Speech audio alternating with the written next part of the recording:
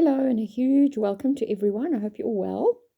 So today I'm making a trinket dish for someone that has asked me to do it.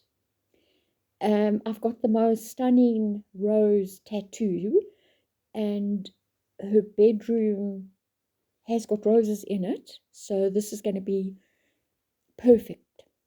So this is the tattoo that I want to use, and I think I should be able to get most of the roses in the trinket dish. So what I'm going to do is I've already pre-mixed some 1-to-1 resin. I've mixed 50 grams. I don't need a lot. And I'm going to fill the rim first and let that cure. So I'm going to fill the rim up to the level of that flat part. So I'm using some mica powder. In hindsight, I wish I had used a lighter pink, but it all did tone in at the end. So I just think it would have been a little bit better if I just used a slightly lighter one. It's got a bit of a sparkle in it as well. So mix that really well so that there's no little particles floating around.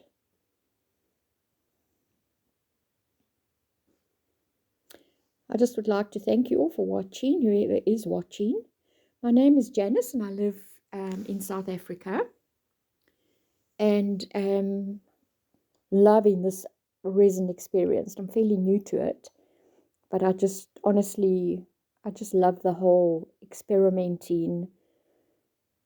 It was very intimidating at the beginning, but the more I've done it, the more I've just absolutely become hooked. It's just so therapeutic.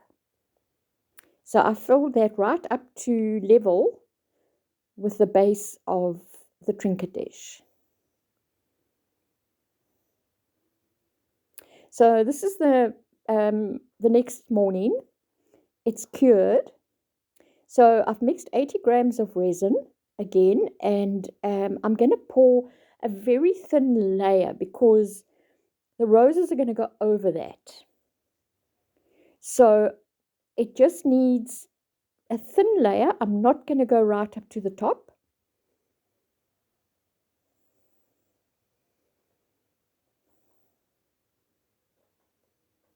And then just spread it nice and evenly. So now you're going to be obviously covering the rim as well with the clear resin.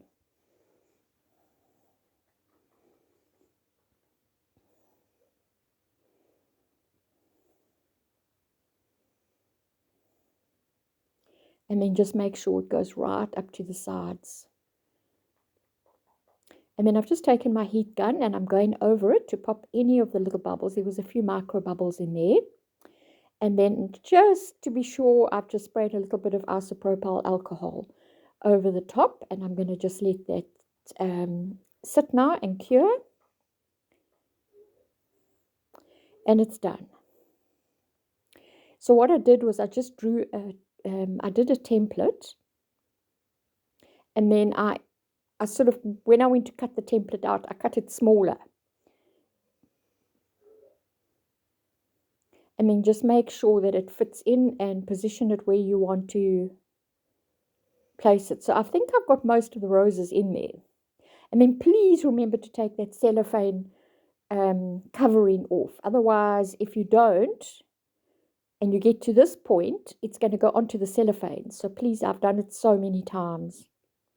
And then just dab all over with water and let it stand for a little bit. And then remove the backing and just take it off slowly just to make sure that all of it has transferred.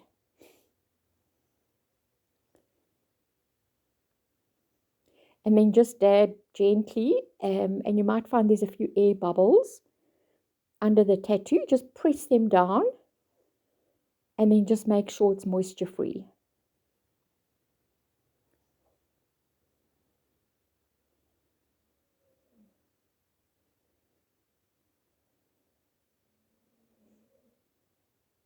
So I had a bit of an oopsie here.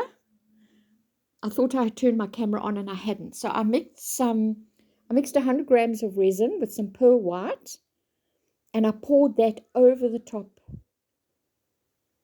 of the tattoo, and I left it to cure overnight. And this was the result the next day. So as I've just said here, the lighting is so bad. You just don't get the true color of it, really. It's in my craft room and it's so overcast. I've had to use a lot of artificial lighting.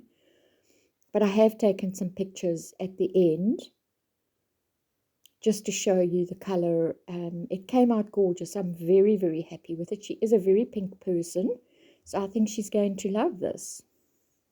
So thank you so much for watching. And if you've enjoyed this, please subscribe. It will just help us grow the channel. And we'll continue to consistently put up new stuff as we go along.